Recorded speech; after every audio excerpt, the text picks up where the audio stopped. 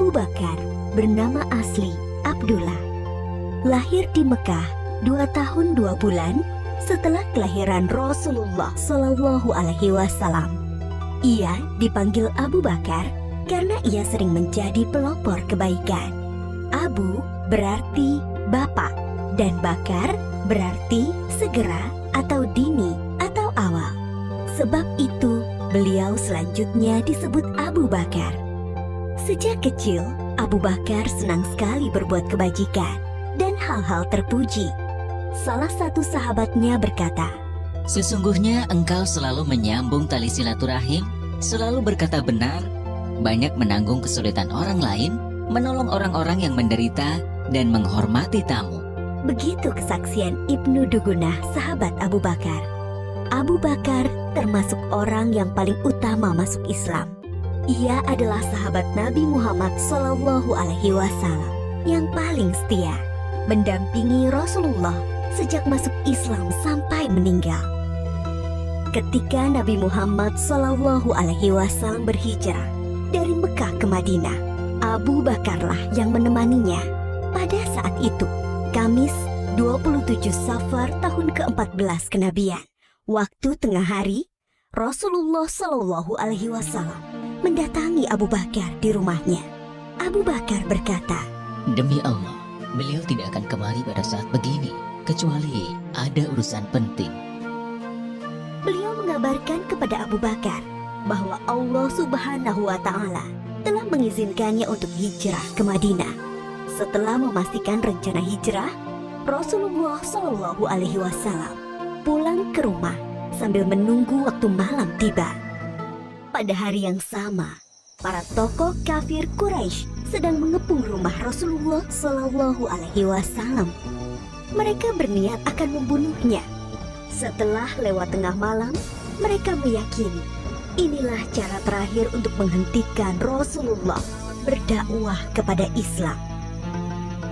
Ketika malam semakin larut, Rasulullah keluar dari rumahnya menuju rumah Abu Bakar tanpa diketahui oleh orang-orang yang memusuhinya. Lalu mereka berdua berusaha keluar dari Mekah sebelum fajar menyingsing. Mereka justru menuju ke arah Yaman, arah selatan Mekah, tidak langsung menuju ke Madinah. Setelah sampai di dekat bukit yang tinggi dan terjal, mereka berdua berencana bersembunyi. Abu Bakar membantu Rasulullah Shallallahu Alaihi Wasallam sambil menggendong naik ke atas bukit. Di depan mulut goa yang dikenal dengan Goa Thur, Abu Bakar berkata, "Ya Rasulullah, engkau jangan masuk sebelum aku masuk terlebih dahulu, agar jika ada sesuatu yang berbahaya, akulah yang kena, bukan engkau." Abu Bakar masuk dan membersihkan goa. Ia memeriksa dinding-dinding goa.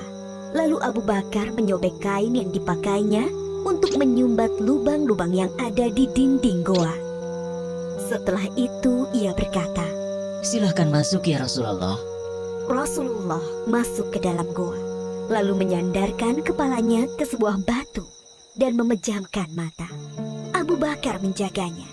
Tiba-tiba kaki Abu Bakar disengat oleh binatang berbisa dari balik lubang yang disembatnya. Ia berusaha tidak bergerak sambil menahan rasa sakitnya karena khawatir akan membangunkan Rasulullah. Namun rasa nyeri yang sangat membuat air mata Abu Bakar menetes dan mengenai wajah Rasulullah Shallallahu Alaihi Wasallam. Rasulullah terbangun dan bertanya, "Apa yang terjadi, wahai Abu Bakar?" "Aku disengat binatang berbisa, wahai Rasulullah." Lalu Rasulullah meludahi luka Abu Bakar dan rasa nyeri hilang seketika. Abu Bakar mendampingi Rasulullah Shallallahu Alaihi Wasallam dalam hijrah ke Madinah selama 10 hari, 3 hari di Gua Sur dan 7 hari di perjalanan ke Yatsrib, Madinah. Sampai mereka tiba di Madinah dengan selamat pada hari Senin 8 Rabiul Awal tahun 14 kenabian. Abu Bakar seorang yang pemberani. Ali bin Abi Thalib berkata, Ketika perang Badar, kami mendirikan tenda untuk Rasulullah Shallallahu Alaihi Wasallam. Lalu kami bertanya, siapa yang bersedia mendampingi Rasulullah Shallallahu Alaihi Wasallam agar tidak ada musuh yang bisa mendekatinya? Demi Allah, tak satu pun dari kami yang maju selain Abu Bakar. Abu Bakar juga seorang yang sangat dermawan. Putri Abu Bakar, Aisyah menceritakan, ketika masuk Islam, Abu Bakar memiliki 40.000 dinar keping emas. Ia menginfakkan seluruh hartanya itu kepada Rasulullah Shallallahu Alaihi Wasallam. Abu Bakar, seorang yang cerdas dan berilmu luas. Abdullah bin Umar pernah ditanya, siapakah yang memberi fatwa di masa Rasulullah Shallallahu Alaihi Wasallam? Ia menjawab, Abu Bakar dan Umar, dan aku tidak mengetahui orang lain selain mereka berdua. Abu Bakar juga sosok yang paling baik dan utama. Abdullah bin Umar berkisah, Di masa Rasulullah, kami diperintahkan memilih orang-orang. Kami pun memilih Abu Bakar, lalu Umar, lalu Utsman. Dan terlihat Rasulullah Shallallahu Alaihi Wasallam tidak menentang hal itu. Abu Hurairah berkata, Rasulullah Shallallahu Alaihi Wasallam bertanya, siapa di antara kalian yang puasa hari ini? Abu Bakar menjawab, Aku. Rasulullah Shallallahu Alaihi Wasallam bertanya lagi, siapa yang ikut mengantar jenazah? Abu Bakar menjawab, Aku. Rasulullah Shallallahu Alaihi Wasallam bertanya lagi, siapa yang memberi makan orang miskin hari ini? Lagi-lagi Abu Bakar menjawab, Aku. Rasulullah Shallallahu Alaihi Wasallam bertanya lagi, siapa yang menjenguk orang sakit hari ini? Abu Bakar menjawab, Aku. Lalu Rasulullah bersabda, tidaklah semua perkara yang aku sebutkan tadi dilakukan oleh seseorang, melainkan orang itu akan masuk surga. Ketika Rasulullah Shallallahu Alaihi Wasallam jatuh sakit, kemudian sakitnya semakin parah, beliau bersabda, suruhlah Abu Bakar untuk menjadi imam sholat. Sebagian ulama sahabat memahami bahwa perintah ini adalah petunjuk Nabi Muhammad Shallallahu Alaihi Wasallam bahwa Abu Bakar adalah sahabat yang paling utama. Rasulullah juga pernah berpesan kepada Bilal sahabatnya, wahai Bilal, jika waktu sholat telah tiba dan aku belum datang, mintalah Abu Bakar menjadi imam. Oleh karena itu, setelah Rasulullah Shallallahu Alaihi Wasallam wafat, Abu Bakar dibaiat sebagai pengganti pemimpin umat Islam. Ia menjabat sebagai khalifah selama sekitar 3 tahun. Selama memimpin kaum muslimin, Abu Bakar telah banyak memberikan karya-karya penting bagi perkembangan Islam dan kemajuan kaum muslimin. Antara lain, memerangi orang-orang murtad yang keluar dari Islam, melanjutkan rencana pengiriman pasukan Usamah bin Zaid yang sebelumnya telah dipersiapkan oleh Rasulullah Shallallahu Alaihi Wasallam, memerangi para pembangkang zakat, memerangi nabi palsu Musailamah al-Kadzab, dan membukukan Al-Quran. Ide pembukuan Al-Quran datang dari sahabat Umar radhiyallahu anhu. Awalnya, Abu Bakar berkali-kali menolak pendapat itu. Namun setelah terjadi diskusi panjang, akhirnya Abu Bakar menerima hal tersebut. Lalu Abu Bakar memanggil sahabat Zaid bin Sabit, yaitu sahabat yang menjadi pencatat wahyu di masa Nabi Muhammad Shallallahu Alaihi Wasallam. Dia bercerita kepadanya, Sesungguhnya Umar telah mendatangiku dan ia berkata kepadaku, banyak sahabat penghafal Al-Quran yang gugur dalam perang Yamamah, yaitu perang melawan Musailamah al-Kadzab, sang nabi palsu dan pasukannya. Aku khawatir peristiwa serupa juga menimpa para guru, para penghafal Al-Quran dalam peristiwa lainnya.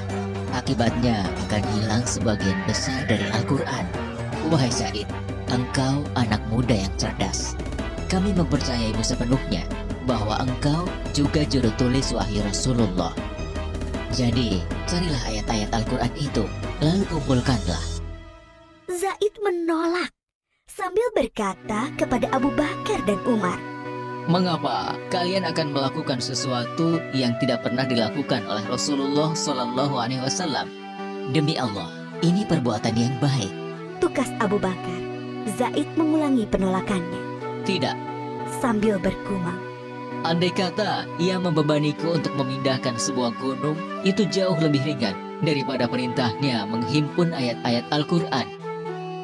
Namun setelah diskusi, akhirnya Zaid menerima dan berkata, Akhirnya, Allah Subhanahu wa Ta'ala membukakan pintu hatiku, seperti halnya Allah membukakan hati Umar dan Abu Bakar. Mulailah aku mengumpulkan ayat-ayat Al-Quran yang tertulis di dedaunan, pelepah kurma, tulang belulang, juga dari para penghafal Al-Quran. setelah terkumpul menjadi satu mushaf, Khalifah Abu Bakar menyimpannya sampai wafatnya. Inilah jasa Abu Bakar yang sangat berharga dan masih bisa dirasakan oleh kaum muslimin hingga saat ini. Pada hari-hari terakhirnya, Abu Bakar sakit demam sekitar 15 hari. Beliau pun masih berpikir untuk kebaikan Islam dan kaum muslimin. Abu Bakar berusaha mencarikan pemimpin terbaik bagi kaum muslimin, memikirkan persatuan kaum muslimin, menjauhkan kaum muslimin dari perselisihan. Ia memanggil beberapa sahabat senior untuk dimintai pendapat tentang Umar. Ia juga meminta Utsman bin Affan untuk menuliskan surat wasiat, lalu memberinya cap stempel dan membawanya keluar untuk dibacakan kepada kaum muslimin agar mentaati keputusan Abu Bakar dalam menetapkan Umar bin Khattab sebagai penggantinya memimpin umat Islam. Aisyah, putri Abu Bakar, berkisah, pada penghujung usianya, Abu Bakar bertanya kepadanya, Pada hari apakah Rasulullah Shallallahu Alaihi Wasallam wafat? Aku menjawab, pada hari Senin. Ia berkata, Semoga aku meninggal antara saat ini hingga malam nanti. ternyata ia meninggal pada malam Selasa dan dimakamkan sebelum subuh.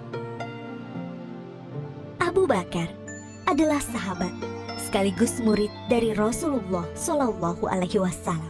Ia mencontohkan bagaimana seharusnya sikap seseorang kepada sahabatnya dan murid kepada gurunya, yaitu rela menemani dalam suka dan duka, siap membantu dan menolong dengan harta, tenaga, waktu, bahkan jiwa, dan selalu berusaha menghormati, memuliakan, dan melindungi kehormatannya. Seseorang akan selalu dikenang baik jika ia telah berkarya untuk kebaikan umat manusia, dan sebaliknya, ia akan dikenang buruk jika ia berlaku jahat bagi manusia. Oleh karena itu, hendaklah kita beramal baik sebanyak-banyaknya, kebaikan untuk Islam dan kaum muslimin atas dasar iman kepada Allah akan menjadi jariah, pahalanya terus mengalir meski seseorang telah meninggal dunia.